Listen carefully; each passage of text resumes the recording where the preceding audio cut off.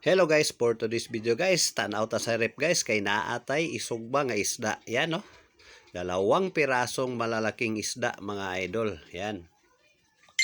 Wow, sarap nito ngayon mga lodi. Inihaw atong birada dyan. Ang lalaki ng dalawang isda mga idol. Tapos punta tayo sa labas mga idol. Ayan no, may kahoy ako kasi doon sa garden, dinala ko dito. Yan no, ginawa kong uling para hindi na ako bibili ng uling.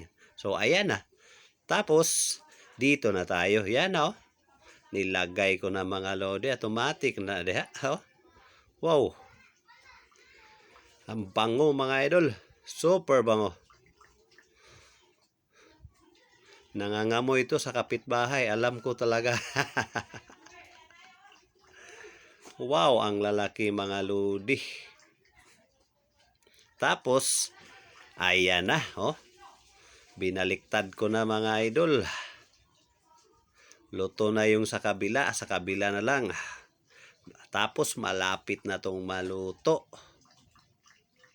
Tapos pag maluto to, gawa ka ng sasawa na medyo maanghang. Tapos kinamot din ka magkaon. Agay, mapapa-only rice ka talaga nito. Super sarap.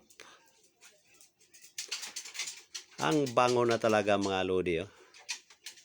Wow. Okay? Thank you.